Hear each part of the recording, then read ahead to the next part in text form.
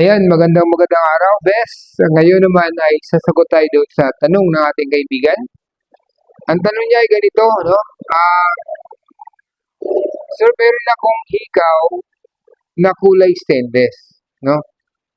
Nung kiniskis ko sa stone ay nagkulay ginto at meron din po itong maliliit na stones. Sasagutin po natin, kaya naghanda ako ng dalawang klaseng metal na white metal po na hindi nagre-react sa magnet. Ano ho?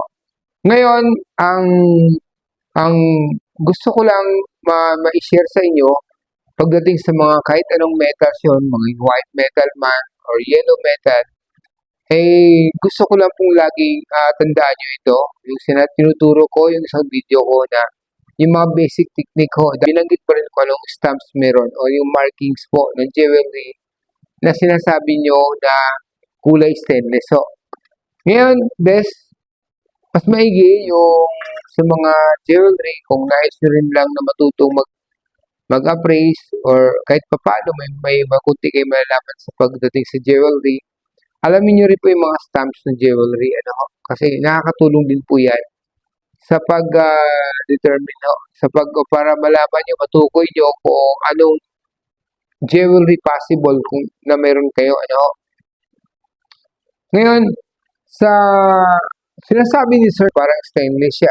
Sabi niyo po, ito lang laging tatandaan ninyo ay yung mga isa sa mga precious metals kasi, ang isa sa katangian niya, or pwede mong i-apply sa basic technique ho, yung weight, no? Yung weight. Yung bigat ho, kasi tulad ng platinum, mabigat po yan.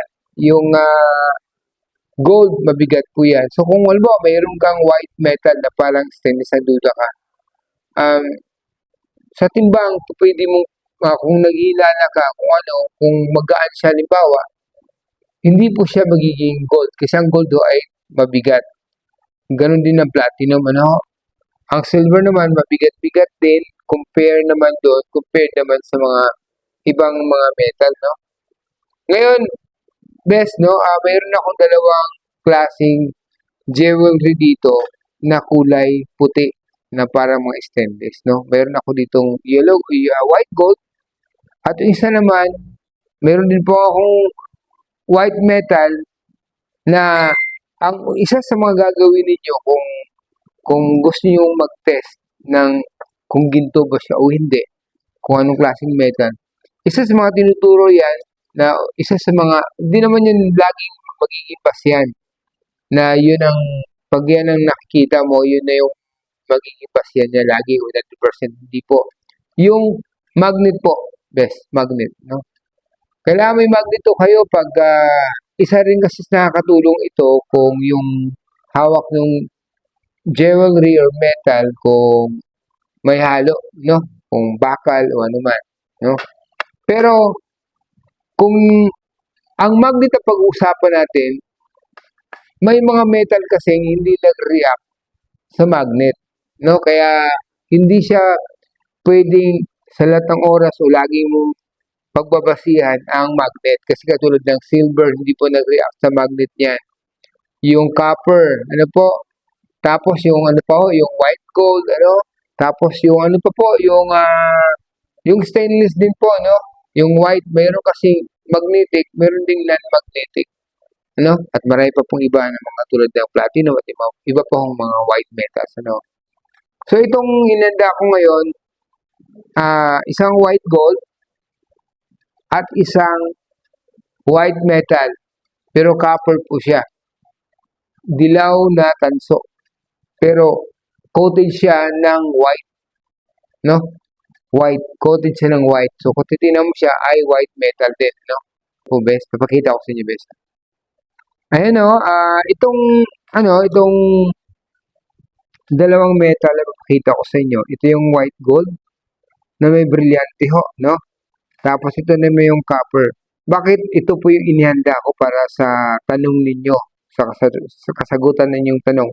Kasi po, itong dalawang jewelry na ito, pag kiniskis natin sa black stone, parehong nagbibigay ng na kulay dilaw, no?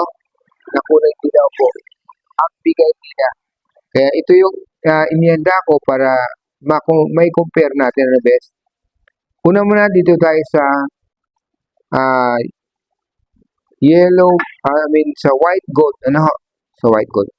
So pag kiniskis natin yung white gold best, kung mapapansin niyo, yan, kung nakakita niyo ba diyan, ang traces niya ay kulay yellow, no best, no? Ito yung white gold. Ganun po talaga ang white gold best. Pag kahit white siya, pero pag kiniskis mo siya sa black stone, yellow ang traces niya. Ano? Ngayon ito namang isa, white din po siya, no? Pero hindi siya white gold. Pag kiniskis natin ito sa black stone, yan po. Kung mapapansin niyo, kung nakikita niyo po ba dyan, yellow din po ang traces niya. Kasi po, ito ay tanso. Dilaw na tanso po, no? Tanso po. At yung yung white gold naman ay yellow din po ang traces niya. So pareho siya na nagbibigay ng kulay na parang yung na kulay yellow po, no? Ang isa yung tanso, dilaw din po ang binigay niyang kulay. Kaya po, pagbabasihan natin, kung ito pagbabasihan natin sa pagkiskis dito sa may black stone, at kung pagbabasihan lang natin ang traces niya na kulay dilaw, kabila ng ito ay kulay white metal, ay malilito nga tayo, lalo na yung mga hindi pa sanay na mag-a-appraise, no? Sa mga ginto.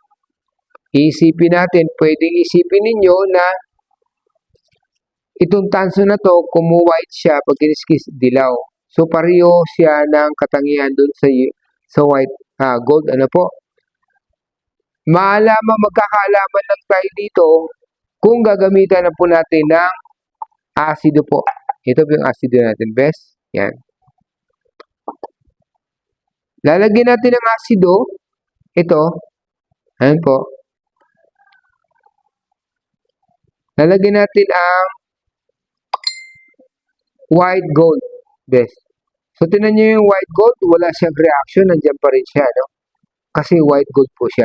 Yung isa po, lalagyan natin. Yan, napapansin nyo ba? Nakita nyo po ba na wala po, na-dissolve po sa nitric acid ang isang pinagkikiskisan natin. Ito kasi ay tanso. Ano po? Ayan po ang kalalabasan. Ayan, no? And best na pinakita ko sa inyo yung dalawang metal na nagbibigay ng kulay dilaw yung mga traces niya, yung pinagkikiskisan niya sa blackstone. Yung white at saka yung copper po, yung tanso, na dilaw na tanso po. So, nagbibigay siya pareho ng kulay dilaw. Kaso lang, kaibahan lang, paglagay natin sa nitric acid ay na-dissolve ang isang yung copper po, yung tanso po, na-dissolve siya, no? So, ganun po, best, no? Hindi naman kumo white metal, tapos kiniskis natin sa blackstone at yellow o kulay ginto yung kinalabasan ng pagkiskis natin, ay agad-agad ipalagay natin na ginto. Hindi po ganun, best, no? Kasi may mga metal nga po na dilaw din ang ibinibigay na mga traces, so katulad ng tanso, dilaw na tanso po, best, no? Kaya maigi po, isa rin titingnan natin yung mga stamps ng mga jewelry na white or anumang kulay yan, no? Titingnan mo rin yung stamps kung ano yung tatak na meron. Ano, best? Tapos yung tanong niyo po na mayroong bato yan, may mga bato yung ano nyo, yung inyong hikaw, pagka ang metal ninyo, kung itong ano nyo, kung makita natin na talagang ginto siya, malaking posibilidad na yung bato nakita ninyo ay tunay. No? Tunay kasi yung mga white metals na yung mga white gold kasi, madalas kasi yung nilalagay ng mga stone dyan ay mga ano din, mga tunay din. ng mga brilyante, no? Mga brilyantitos, ano po. Kaya yun po, no? Mas maigi po, mayroon kayong alam sa pag-a-appraise. Mura lang naman sa Shopee yan, makakabili ka naman ng nitric acid. Tapos yung ano, yung mga set ng appraising mga appraising tools, no? Makakabili ka na mag-practice po kayo sa bahay kahit papaano. May karoon kayo ng idea kasi may ginaroon ho yung meron kang idea, meron ako kayong alam, may stock knowledge po kayo when it comes to jewelry. Kasi ho ay hindi natin alam, balang araw baka magkaka-interest kayo sa mga jewelry. At kahit papaano, mayroon na kayong alam sa pag-a-appraise o kung paano ninyo malaman ang isang jewelry kung tunay o hindi. Best, no? Ngayon pa lang, practice po kayo. May marami ng mga tutorial dyan sa YouTube, no? Pwede kayong sa akin din manood sa mga video ko po. Ano po, best, no? Ayun na po, best, no? Maraming po salamat. Please subscribe, like, and share na rin po sa video ito. At mayroon tayong FB page. Pwede nyo kong i-follow doon, best. At salamat. Bye-bye, best.